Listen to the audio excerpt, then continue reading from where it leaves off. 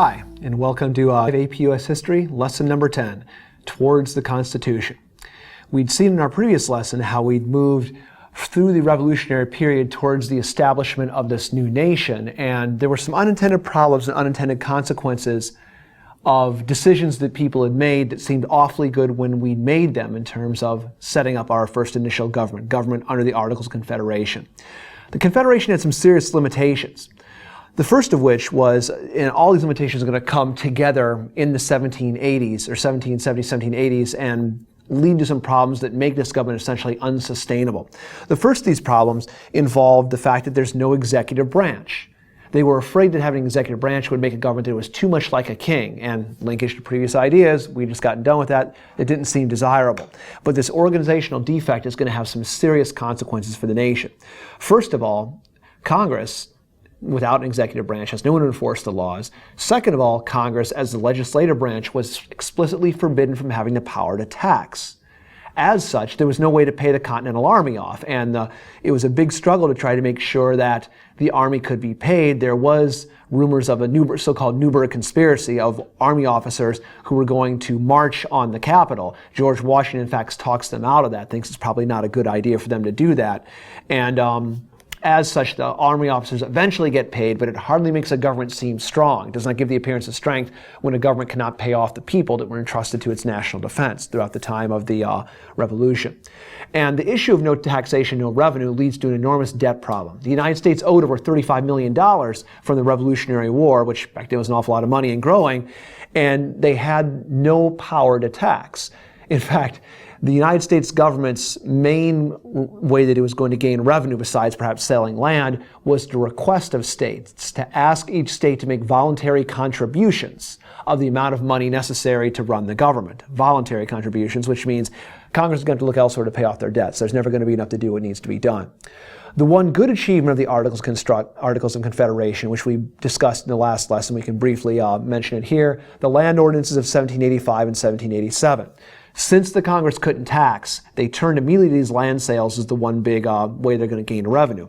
But in order to make that first happen, Congress had to secure all the land west of the old proclamation of 1763 line by getting the states to give it up. As you can see from the multiple colors of this land, the polyglot pattern of it here, each of the colonies, now states, had aspirations to own that land. They thought they were going to simply increase their own strength. And so you had a situation that was ripe for a lot of squabbling between the states and maybe lead to this sort of dissension that leads to civil war and the breakup of this union before it even gets started. You can see, for instance, Georgia was claiming all the land west of the Georgia boundary all the way to the Mississippi River. North Carolina said, we're no longer that big, the pink state.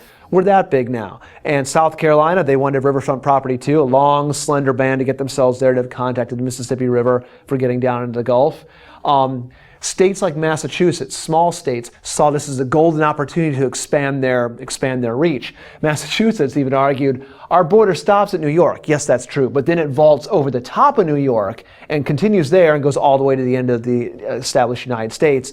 And as for Connecticut, they said the same thing. The Virginians did not ask for much. Virginia simply said, all we're asking for, all we say is ours, is all this entire area here. So you've got the situation set up. The dynamic is in place to almost have this confederation fall into an internal sort of multi-party, multipolar civil war before they've even barely finished doing what they need to do in terms of throwing off the British yoke.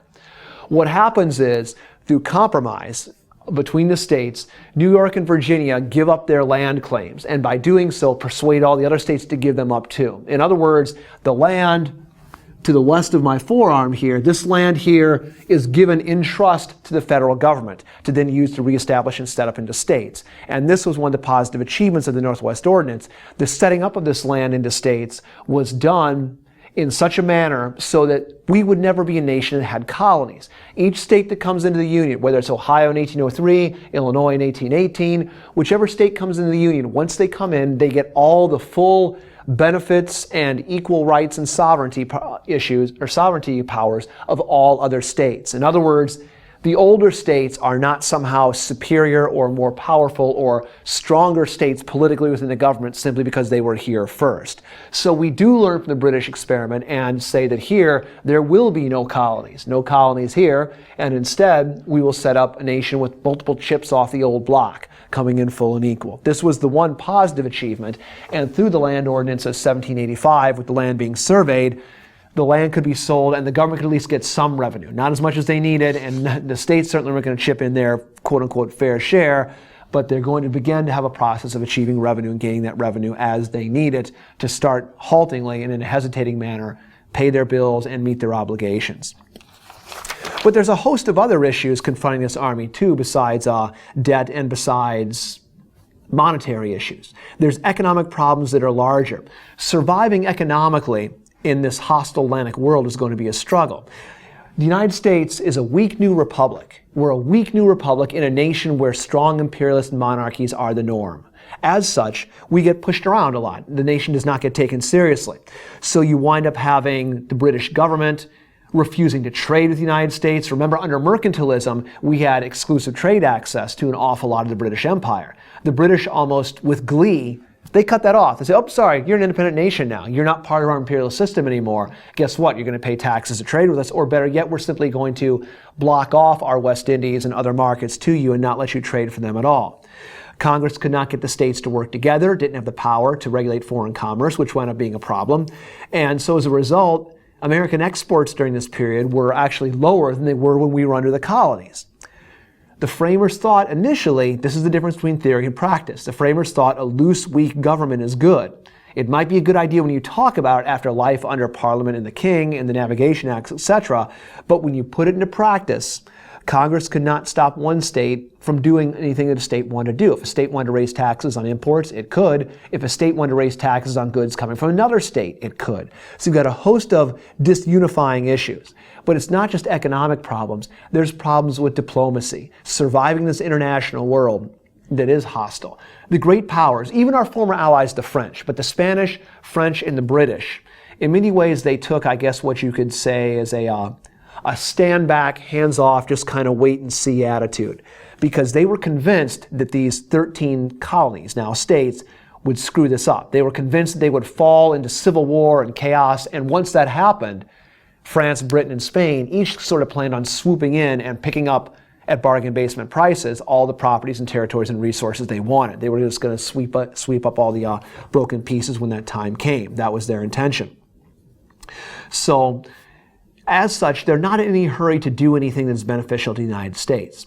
Under treaty obligations, from the Treaty of Paris 1783, for instance, the British were obligated to remove all their soldiers from the military posts and forts they had in this Northwest Territory, which is the light green area, Ohio, Indiana, Illinois, Wisconsin, Michigan. They were obligated to get those troops out of there. They dragged their feet on doing it. In fact, they replied to the United States, well, yeah, under that treaty, you were also supposed to compensate the loyalists for all the property that got taken or destroyed. You never did that, so we're in no hurry to do this. And the United States can't make them do it because the Articles of Confederation had no army. Sounds stupid, right? But remember, everything happens for a reason. What had these people just gotten done dealing with? A king who could quarter their troops in their homes, a big, strong, powerful standing army that was in their midst all the time. It seemed like a good idea at the point of creating the Articles to have a nation without a strong national army because that army could tyrannize their own population. But you kind of need to have the force to get the things done to establish your own sovereignty. The British knew we couldn't leave, so they stayed. But their reason for staying, their legal reason, was they said, we never met our obligations to the loyalists. But in a pure power sense, the British knew that we couldn't pry them out. We had no military wherewithal to do that. Similarly with Spain. Spain, as you can see on the map, controls Florida and, by extension, into the Louisiana areas. It controls New Orleans, the mouth of the Mississippi. We desperately sought the so-called right of deposit. It was so important to us to have the ability to get our trade goods shipped from the western half of the United States to the outside world through the Gulf of Mexico. Spain was not in any hurry to do this. Ultimately they will, but they're not in any hurry to see us make our western border stronger because the Spanish, they weren't stupid. They knew what was beyond the western border of the United States is the other side of the Mississippi River, which is all at this point Spanish territory. So from the Spanish point of view, it's good if the United States' economic development is stunted and slowed. So the Europeans are in no hurry to negotiate with us in any real way. So Spain and Britain dragged their feet. As for the states themselves, the Atlantic seaboard, the original 13 here, there's two undying problems, two things that just won't go away. The first is issues dealing with paper money and debt relief, the creditors and the people that owe money, the people they owe it to, and arguments on political equality.